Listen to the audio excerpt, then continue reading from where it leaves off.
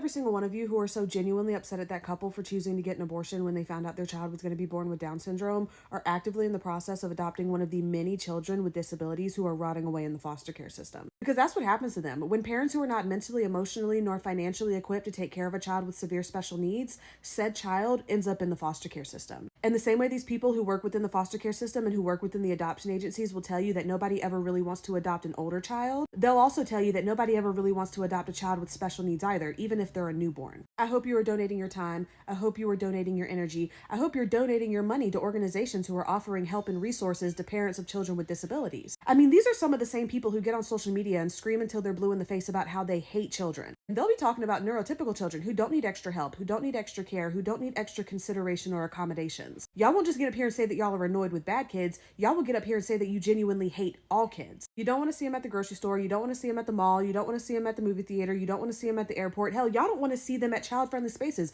Y'all don't want to see them at the amusement park. Y'all are some of the same people who would get in the comment sections of videos and say shit like, I don't get why the kids just can't be checked under the plane with the baggage. Now all of a sudden you want me to believe that you care about kids? Y'all are some of the same people who will see a parent of a child with a disability get online and complain about how they tried to take their child somewhere just to find out that the place was not ADA compliant. They tried to take their child who never really gets to get out of the house in the first place. A child who was restricted to a wheelchair because they were born without the use of their legs. They packed them up in the car, took them somewhere just to get all the way there, and realized that despite the place saying online that they were ADA compliant, they don't even have a wheelchair ramp. And y'all will be some of the same people who will get in the comment section of that parent's video and be like, oh well, everything's not for everyone. Everyone can't do everything. Oh well. Y'all are some of the same people who are criticizing that girl with the prosthetic leg for being cast on Love Island, saying that they're doing too much and that they're focusing too much on her prosthetic leg just for simply showing it on camera. Y'all are some of the same people who I saw in the comment section of a video the other day of a girl with a prosthetic leg who went to a gym to participate in a public volleyball competition and were saying shit like, I don't get why she has to play in the first place. She's holding up the game because she required some sort of extra accommodation. Y'all are some of those same people, and now all of a sudden you want me to believe that you give a damn about children or people in general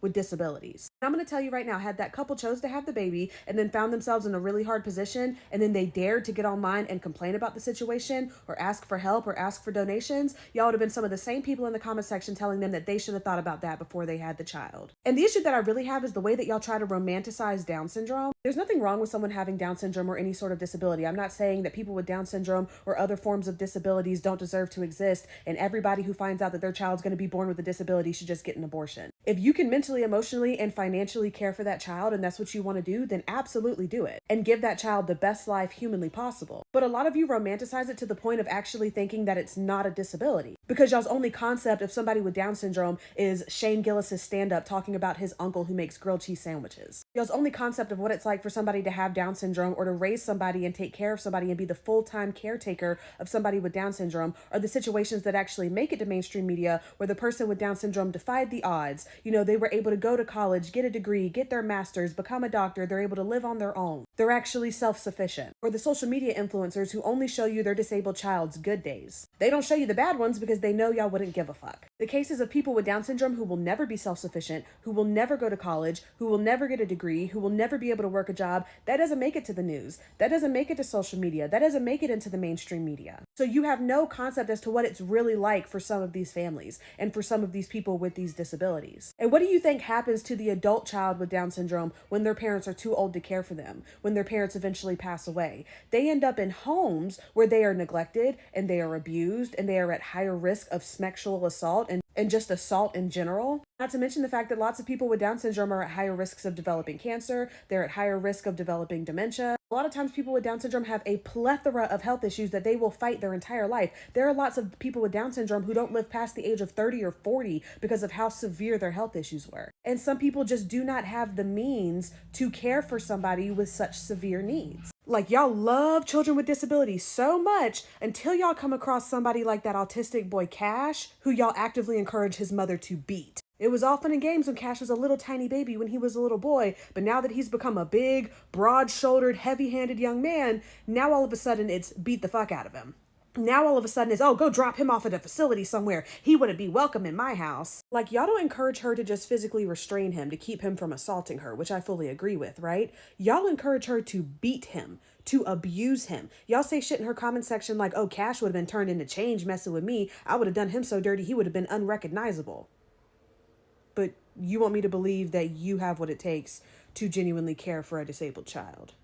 Okay. And no, I don't think that parents should continue to give birth to children that they are not equipped to properly care for just to keep piling them up in the foster care system when all of you pro-lifers who claim to care so much about children and babies are not interested in adopting any of the children who already exist within the foster care system, disabled or not. Because guess what? Deep down inside, a lot of you also don't want that for yourself, and that's the hard truth. And people are saying, oh, well, it's messed up because you never know what could happen. Your child could be born healthy and eventually have an accident or get an illness that makes them disabled. And it's like, yes, freak accidents happen, illnesses happen, people can be perfectly healthy one day and disabled the next. But guess what? A lot of those people's children also end up in homes because they do not have the emotional, mental, nor financial means to be able to take care of somebody with a severe disability. There are plenty of parents who are crying themselves half to death after having to drop their child off at a home because they genuinely, wholeheartedly cannot care for them once they become disabled, despite how much they desperately wish they could. Why do y'all think that all of these facilities and all these homes are always fully booked? They're always full to the brim and they cannot take in any new patients because a lot of people cannot do it even if they wish they could. You don't have to like the decision that this couple made, but what kills me is a lot of you who are judging this couple are not properly caring for nor raising your neurotypical toddlers,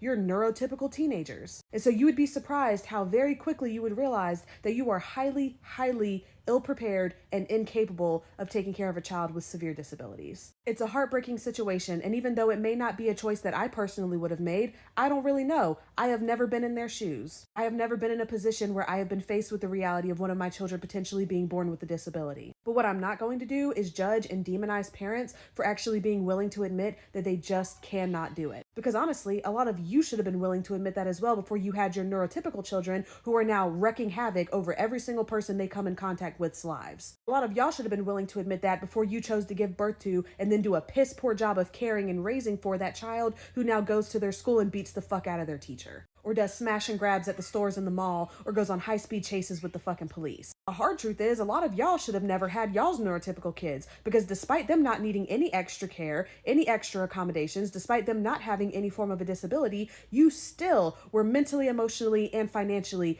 incapable of properly caring for them. And that's why they turned out the way they did.